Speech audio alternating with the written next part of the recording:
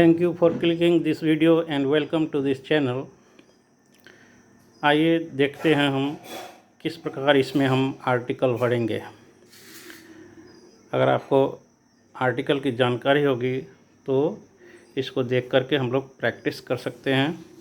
आइए बिना देरी के हुए सबसे पहले है question number 1, Alauddin had dash wonderful lamp.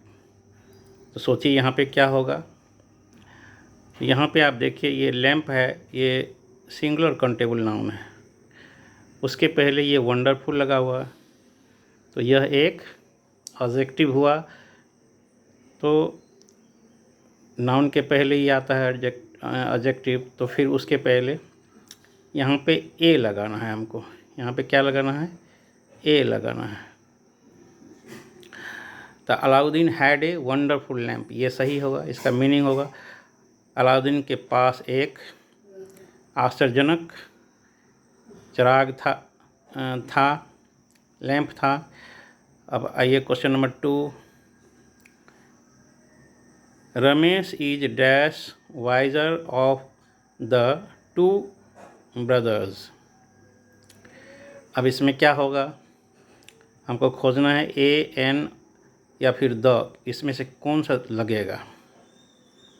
तो देखिए जब ऑफ द टू होता है, यहाँ ऑफ द टू हो, उसके पहले कंपैरेटिव डिग्री हो, तो फिर हम लोग यहाँ पे द लगाते हैं ऐसे।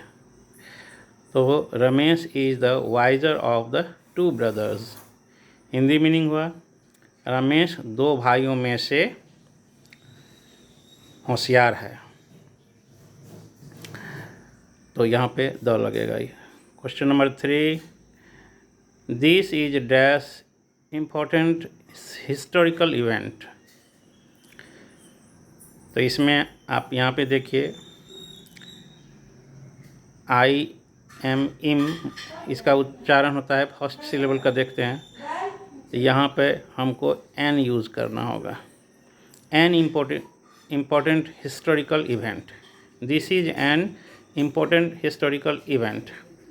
यह एक महत्वपूर्ण ऐतिहासिक घटना है। Question number 4, rice is sold off ₹220 dash kilo. तो यहाँ पे यूज़ होगा 1 किलो। ए के 5 मीनिंग में से आपका ये एक मीनिंग है प्रति, यानी चावल ₹2.20 प्रति किलो बिकता है, तो यहाँ ए यूज़ हो गया। Question number 5, dash king of France won dash day. तो देखिए ये अगर आप पढ़े होंगे के.पी. ठाकुर का बुक, तो यदि इस तरह का स्ट्रक्चर हो, नाउन प्लस ऑफ फिर नाउन प्लस नाउन, तो यहाँ पे आप आँख मूंद के द भरिए, तो यहाँ हो जाएगा द किंग ऑफ फ्रांस, माने फ्रांस का राजा। ऐसे भी आप जानते हैं ये डेफिनेट आर्टिकल है, तो यहाँ लिमिट कर रहा है कहाँ का राजा, तो फ्रांस का राजा। तो the king of France won a day, यहाँ पे ए डे यानी सिंगुलर काउंटेबल नाउन है, तो ए लगा। तो फ्रांस का राजा एक दिन जीता, मतलब ऐसा समय आया जो कभी तो वो जीत गए। तो the king of France won a day, France का राजा एक दिन जीता। Question number 6, he has dash oily tongue. यहाँ भी देखिए टंग है, तो सिंगुलर काउंटेबल नाउन है। अब यहाँ पे है ऑयली मतलब तेलिए, तो इसका उच्चारण किस तरह से होता है, इसके ही उच्चारण पर निर्भर करता है। तो यहाँ पर होगा an, he has an oily tongue, माने उसे एक तेलिए, टंग मतलब तो जिह्वा, तो जिह्वा है। Question number 7, English is dash language of English. तो यहाँ हो जाएगा the language of the English. The English से होता है अंग्रेज लोग, तो अंग्रेजी अंग्रेज़ों की भाषा है। यहाँ भी लिमिट है तो the language of the English. Question number 8, which is dash highest mountain in peak highest mountain peak in dash world. तो यहाँ पे देखिए हाईएस्ट है तो सुपरलेटिव डिग्री है तो यहाँ पे द लगेगा। Which is the highest mountain peak in the world, संसार में कौन सबसे ऊंची चोटी है। अब आइए उसके बाद है question number 9, Pandit Nehru was dash honourable man. यहाँ देखिए यहाँ पर वावेल की तरह उच्चारण हो रहा है, प्रोनाउंसिएशन पर निर्भर करता है। ये तो Pandit Nehru was an honourable man, Pandit Nehru एक प्रतिष्ठित आदमी थे। Question number 10, he came late by dash hour. तो यहाँ देखिए इसका उच्चारण देखिए यहाँ पे, तो यहाँ भी वावेल की तरह है तो इसलिए ही came late by an hour होगा, वह 1 घंटा देर से आए।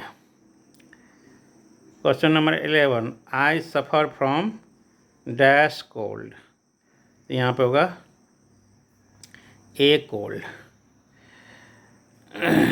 इसी तरह से 12 में होगा dash snake never bites unless it is disturb.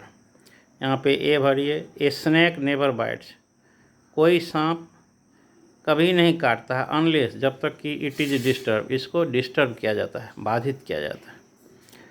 यहाँ ए भरेंगे। 13, many a man was present in the meeting. यहाँ पे मैनी ए मैन होगा,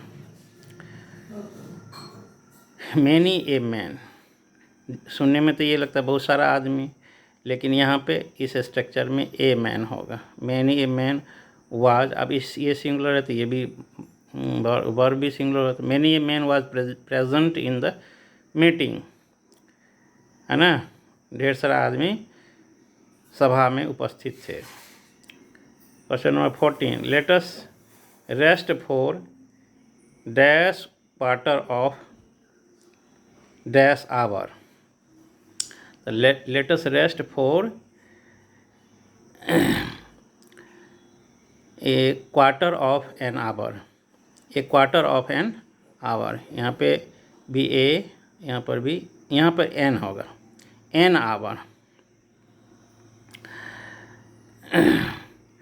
फिर इसके बाद है 15 है there is dash bridge over dash Gandak at Sonpur. There is a bridge, यहाँ पे होगा a bridge, there is a bridge मतलब एक पुल है, over the Gandak at Sonpur, यहाँ नदी है, द गंडक एट सोनपुर मतलब सोनपुर के पास गंडक नदी पर एक ब्रिज है। तो इस तरह से हम अगर प्रैक्टिस करें तो अंग्रेजी ठीक हो सकता है।